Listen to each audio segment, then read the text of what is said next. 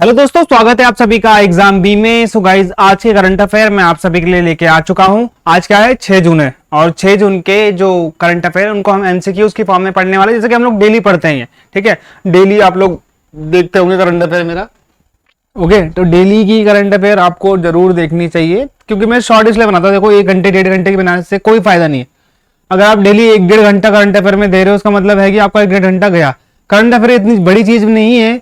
कितने क्वेश्चन आते होंगे? अगर आपका एसएससी का एग्जाम है, आपके 3 या 4 क्वेश्चन मुश्किल से आएंगे। वो भी आपका एक स्टेट से आएगा, एक स्कीम से आएगा। ठीक है, ये फिक्स होता है। और आपके 2 करंट अफेयर आना है, कोई एक अपॉइंटमेंट आ जाएगा, कोई एक यहाँ पे पोस्ट आ जाएगी। तो उसी हिसाब से देख के पढ़ो। अब ऐसा नहीं है कि डेली 1-1 2-2 घंटा आप करंट अफेयर में ही दिए जा रहे हो।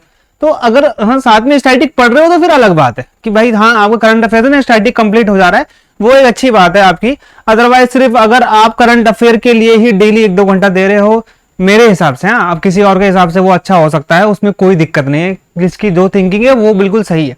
मेरी ये थिंकिंग है 1-2 घंटा यहाँ पे नहीं देना चाहिए, इसलिए मैं छोटी बनाता हूँ। ओके, चलो हम लोग स्टार्ट करते हैं हमारा आज का पहला क्वेश्चन। चल जाओ भाई। ठीक है, पहला क्वेश्चन है, डिपार्टमेंट ऑफ स्कूल एजुकेशन, ये जो हमारा एचआरडी मिनिस्ट्री है उसके अंतर्गत एक डिपार्टमेंट है। ओके, इसने साइन करा है एक मेमोरेंडम ऑफ अंडरस्टैंडिंग। आप सिंपली बोलो कि एक एग्रीमेंट साइन किया है। कौन से इंस्टीट्यूशनल फ्रेमवर्क, सीधा बोलो कौन से इंस्टीट्यूट के साथ में, कौन से बोल सकते हो आप पर्टिकुलरली कि किस संगठन के साथ में। यहाँ पे राष्ट्रीय ई पुस्तकालय खोलने के लिए एक डिजिटल प्लेटफॉर्म है लाइब्रेरी का। ओके, डिजिटल लाइब्रेरी प्लेटफॉर्म आप सिंपली कह सकते हो।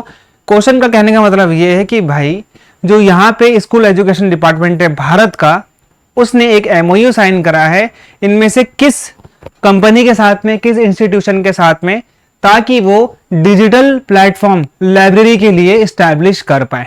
तो वो कौन सा है? यह है नेशनल बुक ट्रस्ट। आपको पता है ये भी एक सरकारी एजेंसी है जिसे हम बोलते हैं NBT. Okay, national book trust, ये आपको यहाँ पे ध्यान देना है, ये एक सरकारी एजेंसी है। पर्टिकुलरली रेगुलेटरी बॉडी भी बोल सकते हो, आपकी जो बुक वाला सेक्शन है उसको रेगुलेट भी करती है थोड़ा बहुत। यहाँ पे रूल्स एंड रेगुलेशन भी यहाँ पे ये लोग इस चीज को बनाते हैं। वैसे तो ट्रस्ट है ये। ओके, ऐसा कुछ है नहीं इसमें। अगला क्वेश्चन देखो, कौन सी कंपनी रिसेंटली बन गई है भारत की 7वीं ऐसी कंपनी जिसका जो मार्केट कैपिटलाइजेशन है, एम कैप जिसे हम बोलते हैं। सिंपली आपका ना ये भी आता है, कई बार आपने देखा होगा एग्जाम में, कि इसका फुल फॉर्म क्या होता है। ये होता है मार्केट कैपिटलाइजेशन, यानी कि जो मार्केट है हमारे भारत में, उसमें आपकी जो कैपिटल है, जो आपकी करंट शेयर की वैल्यू है, वो उसको कंप्लीटली मिलाकर आपकी मार्केट कैपिटलाइजेशन कितनी होती है। मान लो आपके 100 शेयर है और हर शेयर की जो आपकी कीमत है वो 10 रुपए है, तो आपकी मार्केट कैपिटलाइजेशन कितनी हो जाएगी? 1000 रुपए हो जाएगी। समझ में आ गया अब आपको? तो जितने ज्यादा आपके शेयर के प्राइस, उतनी ज्यादा आपकी मार्केट कैपिटलाइजेशन बढ़ जाएगी। जितने कम, उसके बाद मार्केट कैपिटलाइजेशन आपकी कम हो जाएगी। तो सिंपल सा फॉर्मूला है कि 8 लाख करोड़ वाली कंपनी कौन सी बन चुकी है? भारत की 7वीं कंपनी है जो 8 लाख करोड़ की कंपनी बन चुकी है। कंपनी है, इंस्टीट्यूशन है, कोई दिक्कत नहीं है उसमें। बस आपको पता होना चाहिए भारत की 7वीं ऐसा संस्थान जो 8 लाख करोड़, ये दिख रहा है आपको, 8 लाख करोड़ से ऊपर इसका क्या हो चुका है? मार्केट कैपिटलाइजेशन, यानी कि बाजार पूंजीकरण। समझ में आ गया? एम कैप सिंपली समझो, उसके शेयर प्राइस की जो टोटल वैल्यू है वो 8000 करोड़ से भी ऊपर की हो चुकी है। 8 लाख करोड़, हजार तो बहुत छोटी चीज हो गई। तो ये भारत की सरकारी बैंक है और भारत का पहला ऐसा सरकारी बैंक है जो ये उपलब्धि हासिल करी है इसने। ये हो गया आपका state Bank of India. Okay, state Bank of India का बन चुका है हमारा 7वीं ऐसी कंपनी। हालांकि ये 6ठे में आ चुकी है आज, वैसे तो मैं अब जब सुबह तक देख रहा था ये, तो 7वीं ऐसी कंपनी जो 8000 करोड़ का, ठीक है, इसने क्या करा है? मार्केट कैप ओवर करा, यानी कि 7वीं सबसे बड़ी कंपनी भारत में बन चुकी है। दूसरी इंपॉर्टेंट चीज यहाँ पे आपको बताता हूं, ये पहली सरकारी बैंक है। 2 प्राइवेट बैंक पहले से इस लिस्ट में है, चौथे और 5वें नंबर में है एचडीएफसी और आईसीआईसीआई बैंक। वो प्राइवेट सेक्टर के बैंक है, इसलिए मैंने आपको बताया नहीं। भारत में भी टोटल सरकारी बैंक कितने हैं? 12 है, ये आपको पता होना चाहिए। एसबीआई की स्थापना 1921 में as a imperial bank of India के तौर पर होती है। उसके बाद 1955 में इसकी स्थापना करी जाती है स्टेट बैंक ऑफ इंडिया के द्वारा। पहले चेयरमैन बनते हैं इसके जॉन मथाई। ये भी चीज आप लोग ध्यान देना।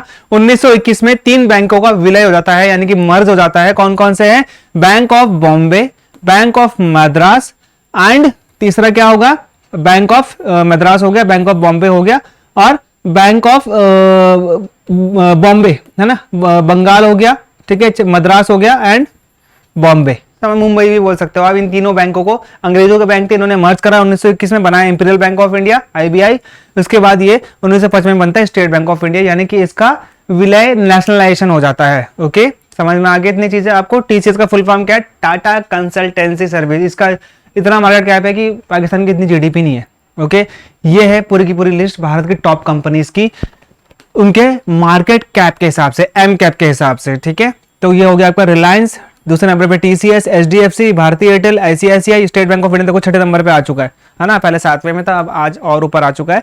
Life insurance, Infosys, Hindustan Unilever, ITC, समझ में आ गया। ये सब बहुत बड़ी बड़ी कंपनियां यार। अडानी का नाम 15वें नंबर पे समथिंग में था, थोड़े उनके कम हो चुके हैं, आपको पता है उसके पीछे रीजन क्या है। ओके, चलो अगला देखो। Which of the following organization has launch Sarathi 2.0? Okay, mobile application recently. Sarathi 2.0 क्या है? पर्टिकुलरली ये एक ग्रीवियांस पोर्टल है, ये एक क्लियरेंस पोर्टल है। ये कौन से रेगुलेटरी बॉडी? रेगुलेटरी बॉडी क्या होती है? जो सेक्टर्स होते हैं, भारत में बहुत सारे सेक्टर्स हैं। टेलीकॉम सेक्टर, इनके रेगुलेटरी बॉडी लिखाऊंगा मैं, ठीक है। टेलीकॉम सेक्टर हो गया, पेंशन सेक्टर, इंश्योरेंस सेक्टर, ठीक है, बैंकिंग सेक्टर,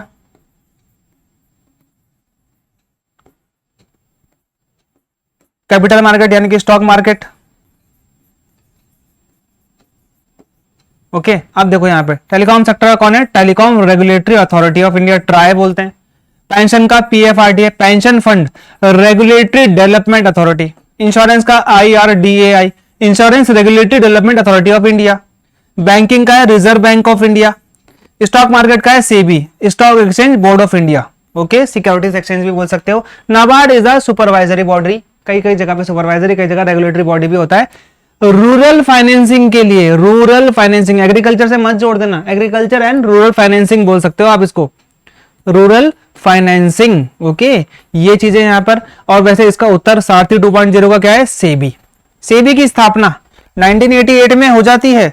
इसका नियम, इसका जो एक्ट है वो कब आता है? 1992 में आता है, बाद में आता है भाई, ठीक है। और इसके वर्तमान में जो चेयरमैन है मदाबी पुरी बूच है, ये भी आप लोग यहाँ पे ध्यान देना, 10वीं है और पहली महिला चेयरमैन भी है इसकी, सेबी की। ओके, हेडक्वार्टर कहां पर है इसका? मुंबई में है, ये भी आपको पता होना चाहिए।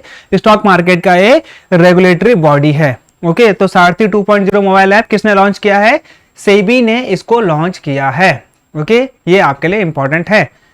सेबी की स्थापना कौन से कमिटी की रिकमेंडेशन में हुई थी? तो ये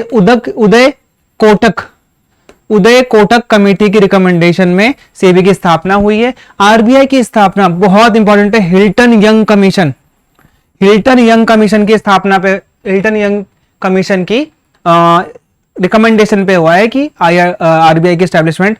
आईआरडीआई की स्टैब्लिशमेंट 1999 में हुई है। हेडक्वार्टर इसका पहले न्यू दिल्ली था, अब हैदराबाद हो चुका है, 2001 में हुआ था।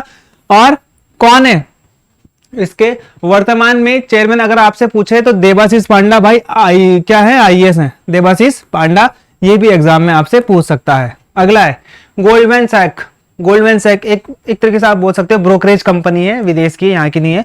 ओके, एक ब्रोकरेज कंपनी है। सिंपली आपको सिर्फ इतना जानना है, गोल्डमैन सैक ने भारत की जो जीडीपी ग्रोथ है वो कितनी फोरकास्ट करी है कैलेंडर ईयर के लिए, जो हमारा कैलेंडर ईयर अभी वर्तमान में चल रहा है। ओके, और इन्होंने पहले इसका प्रोजेक्शन किया था 6.7, अभी कुछ चीजें बहुत चेंज हुई है, सरकार बदले, ये सब चीजें हुई हैं, तो अब क्या हो चुका है? ये हो चुका है 6.9, 0.2% से इन्होंने इसको बढ़ाया है। अब कितना कर दिया है? 6.9 कर दिया है। अब हम लोग देखेंगे कि और जो इंस्टीट्यूशन है जिनकी बातें सुनता है, देखो ये इनकी बातें दुनिया सुनती है, ये और ये, ठीक है। बाकी की तो आप देख सकते हो कि इतना इंपॉर्टेंट है भी नहीं और इतना मतलब है नहीं। आईएमएफ इसमें नहीं है, आईएमएफ की बात और वर्ल्ड बैंक की बात भी लोग सुनते हैं। एनएसए तो भारत का नेशनल स्टैटिस्टिक्स ऑफिस। ओके, 8.2 बोलिए, बहुत ज्यादा कर दी इन लोगों ने, तो मतलब इतना भी, वैसे तो भारत कर रहा है 8 के हिसाब से, लेकिन पहले प्रिडिक्ट कर लोगे तो थोड़ा वो चीज सही नहीं होती है। ओके, फाइनेंशियल 2024 के लिए 8.2 बोला है एनएसओ ने, आरबीआई ने 7% बोला है, ये इन्होंने थोड़ा बीच का दिया है, 7 और 8 के बीच का, है ना। फाइनेंशियल 2025 के लिए यूनाइटेड नेशन ने 6.9 बोला है फाइनेंशियल ईयर 2024 के लिए, और 6.6 बोला है फाइनेंशियल 2025 के लिए। ये बाद में रिवाइज होता रहेगा, बढ़ाते रहेंगे। जैसे अभी गोल्डमैन सैक ने 6.7 बोला था, फिर 6.9 कर दिया, आगे बढ़ाते रहते हैं लोग, ठीक है, बढ़ाते रहते हैं। मार्केट कैप, ये सब चीजों पर रिसर्च करते रहते हैं लोग। इंडिया रेटिंग इतना इंपॉर्टेंट नहीं है, OECD भी है, ओके 6.6 है और 6.6 दोनों के लिए सेम बोला है, 25 और 26 के लिए। फिच रेटिंग का एक बार आया है एग्जाम में, उसके बाद नहीं आया। बैंकिंग में इंपॉर्टेंट है, 7% है आपका। फाइनेंशियल ईयर 2025 के लिए आपको सिर्फ याद रखना है एक United Nation, NSO and RBI, okay ये आपको याद रखना है। Halla Tomasdottir, okay has been elected as Iceland 7th president. तो आइसलैंड में जो प्रेसिडेंट होते हैं उसका कार्यकाल कितने वर्षों का होता है, ये आपसे पूछा गया है। तो यहाँ पे 4 वर्षों का कार्यकाल होता है प्रेसिडेंट का।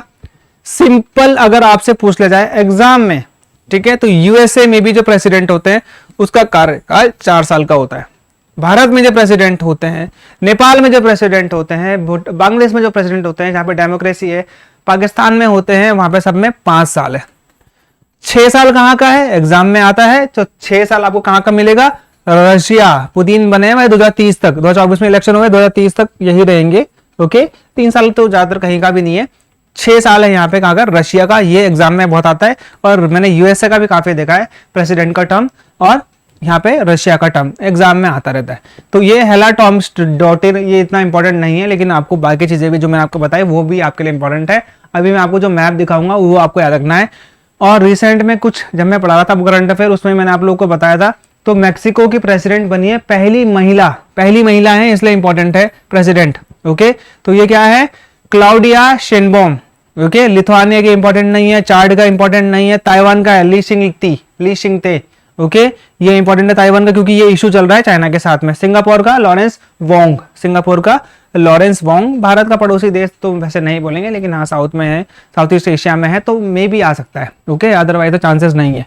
ये हो गया यहाँ पे आपका यूरोप, है ना, ये वाला यूरोप हो गया। ये आपको UK मिल रहा है, आयरलैंड मिल रहा है, यहाँ पे आपका नॉर्वे, ये डेनमार्क हो गया, है ना, स्वीडन हो गया, ओके। तो यहाँ के जब आप यहाँ जाओगे तो ये है आपका आइसलैंड, ये है आपका ग्रीनलैंड बेसिकली इसका एडमिनिस्ट्रेशन संभालता है डेनमार्क, ओके। और इसका ये आता किसके अंतर्गत है, नॉर्थ अमेरिका के अंतर्गत आता है, ये भी आप ध्यान देना। इसका एडमिनिस्ट्रेशन कौन संभालता है, डेनमार्क संभालता है। ये हो गया आपका आइसलैंड, ये है कंट्री जिसकी प्रेसिडेंट बनी है। रेक्जाविक इसकी क्या है, कैपिटल है आइसलैंड की। ये भी किस में आता है, यूरोप में आता है, okay. Who has been chosen for the prestigious Gudleppa Hallikeri award for 2024। ये भी एक इनका इंस्टीट्यूशन है, हालीकरी मेमोरियल फाउंडेशन के द्वारा। तो यहाँ पे किसको मिला है ये अवार्ड, तो ये अवार्ड किसको मिला है, सिद्धलिंगा पट्टाना शेट्टी, ठीक है, पट्टाना शेट्टी को मिला है, सिद्धलिंगा पट्टाना शेट्टी को मिला है। ये बेसिकली एक प्ले राइटर भी हैं, ओके, और ये पोएट भी हैं, ओके, ये पोएट भी हैं। और इस अवार्ड में 25,000 रुपए इनको मिले हैं, 25,000 रुपए ताम्रपत्र मिला है, ओके। तो ये आप याद रख सकते हो, वैसे इतना इंपॉर्टेंट नहीं है, ओके। सेबी ने एक कमेटी फॉर्म करी है, किस चीज के लिए कमेटी फॉर्म करी है, ताकि ये रिव्यू कर सके ownership and economic structure of clearing corporation and suggest measures. Clearing corporation जो होता है हमारा, उसके यहाँ पे ओनरशिप, उसके इकोनॉमिक स्ट्रक्चर के ऊपर उसको चेक करने के लिए यहाँ पे सेबी ने एक कमेटी बनाई है। और इस कमेटी के चेयरमैन कौन होंगे, ये आपसे पूछा गया है। तो कौन है, ऊषा थोराट। कल मैंने एक कमेटी बताई थी आपको, कौन सी थी, वन नेशन वन इलेक्शन, ये आएगा एग्जाम में, वन नेशन वन इलेक्शन। तो इसके लिए रामनाथ कोविंद जी को इसके क्या है, अध्यक्ष है। इन्होंने अपनी रिपोर्ट भी सौंपी है और इनकी मीटिंग अभी चलती भी रहती है, ओके। अगला क्वेश्चन है, इंडिको होस्ट कर रहा है 81st annual general meeting of, कौन सा है, IATA क्या है, international airport transport association, international airport transport, ठीक है, एयरपोर्ट ट्रांसपोर्ट एसोसिएशन। एयरपोर्ट का ट्रांसपोर्ट होता है, समझ में आया, एयरपोर्ट ट्रांसपोर्ट, पर्टिकुलरली एयरपोर्ट के अंतर्गत भी बहुत सारी चीजें ट्रांसपोर्टेशन के अंतर्गत आती है। एयरपोर्ट खुद जो एयरवेज होता है, खुद ट्रांसपोर्ट का एक मीन है, फास्टेस्ट मीन बोल सकते हो आप। सबसे फास्टेस्ट मीन क्या है ट्रांसपोर्ट का, तो वो एयर है। सबसे चीपेस्ट मीन कौन सा है, शिप है, लेकिन वो सबसे लेट होता है, ओके। तो ये है आपका एयरपोर्ट ट्रांसपोर्ट एसोसिएशन, वर्ल्ड की एजेंसी है, ओके। तो ये भारत में 42 सालों के बाद हो रहा है, भारत पहली बार चेयर कर रहा है इसको, और ये इंडिगो एयरलाइंस करेगी। समझ में आ गया, ये कौन करेगा आपका, यहाँ पे इंडिगो एयरलाइंस करेगी। IATA की स्थापना 1945 में होती है हवाना में। हवाना कहां पर है, क्यूबा की राजधानी है भाई। इसकी स्थापना तो 1945 में हवाना में होती है IATA की, लेकिन इसका हेडक्वार्टर कहां पर है, ये है मॉन्ट्रियल में, मॉन्ट्रियल कहां पर है? तो ये है कनाडा में। समझ में आ गया? जस्टिन ट्रूडो वहां के क्या है? प्राइम मिनिस्टर हैं। ओके, तो ये कहां पे होने वाली है भाई? तो ये कहां पे होगी? न्यू दिल्ली में होगी, नई दिल्ली में होगी, भारत की राजधानी में होगी। ओके, 42 सालों के बाद हो रहा है, इसलिए इंपॉर्टेंट है। वर्ल्ड एनवायरमेंट डे बहुत इंपॉर्टेंट है भाई, बहुत इंपॉर्टेंट है वर्ल्ड एनवायरमेंट डे। इससे पहले आपको दो चीजें हटा देता हूं, 21 मई 30 मई। 21 मई है आपका नेशनल नॉन टेररिज्म डे भी बोल सकते हैं आपको, ठीक है, ठीक है, नॉन टेररिज्म डे भी बोल सकते हो आप इसको, सॉरी। ओके, आतंकवादी anti terrorism day, no terrorism नहीं, एंटी टेररिज्म डे जिसको हम बोलते हैं आतंकवादी निरोधी दिवस। 30 मई को है वर्ल्ड पोटैटो डे, ये पहली बार मनाया गया इसलिए आपके लिए इंपॉर्टेंट है, वर्ल्ड पोटैटो डे, ठीक है, ये दोनों है। और वर्ल्ड एनवायरमेंट डे है आपका 5 जून को हम लोगों ने मनाया था। Okay, land restoration. अच्छा, वर्ल्ड एनवायरमेंट में पर्टिकुलरली अभी क्या हुआ? United nation convention on combat desertification, UNCCD, ये आपको पता होगा ना, ठीक है, ये क्या होता है? UNCCD, United nation convention on क्या होगा? Combat desertification. इसकी जो यहाँ पे कोप 16 है ना, कितना कौन सा था यहाँ पे? कोप 16 था, दिसंबर में हुआ 2023 में। कहां पे हुआ? रियाद में हुआ। ये आपके एग्जाम में आएगा। रियाद कहां पर है? सऊदी अरब में है या यूएई में? मुझे बताओ, कमेंट में लिख के देखूंगा मैं यहां तक कितने बच्चे पढ़ते हैं। 5 जून इसका राइट आंसर है। थीम क्या है भाई? अगर आपसे थीम पूछ लिया जाएगा तो लैंड रिस्टोरेशन, ठीक है, डेजर्टिफिकेशन एंड ड्राउट रेजिलियंस। समझ में आ गया आपको? ड्राउट रेजिलियंस का क्या होगा? Land restoration, okay, desertification and drought क्या हो जाएगा यहाँ पे? Resilience. Drought resilience is the theme of world environment day जो कि 5 जून में होते हैं। कौन से स्टेट को सेंट्रल गवर्नमेंट ने अप्रूवल कर दिया कि भाई यहां पर भी एक क्या बनाया जाएगा? इंडियन इंस्टीट्यूट ऑफ मैनेजमेंट बनाया जाएगा, ठीक है। आईआईटी और आईएम और एम्स आपको पता है ना, 23 और 21। ओके, 23 क्या है? आईआईटी है ना, 23 आपके आईआईएम्स हैं शायद, और 21 आपके क्या है? शायद एम्स है, all India institute of medical science, ऐसा करके है। 23, 21 वो आप देख लेना एक बार, वैसे यही है, ऊपर नीचे थोड़ा बहुत हो सकता है, लेकिन 23 तो आईआईटी है ही है। ओके, ये एग्जाम में आ सकता है आपके। तो ये असम को मिला है कि भाई असम में एक क्या बनेगा? यहाँ पे आईएम बनेगा, इंडियन इंस्टीट्यूट ऑफ मैनेजमेंट बनेगा। असम के सीएम हेमंत बिस्व शर्मा है ना, इससे पहले सर्बानंद सोनोवाल थे, Hemant Biswa Sharma is the CM of Assam. Okay, Assam की जनजाति कौन सी है? बोडो है, एग्जाम में आता है।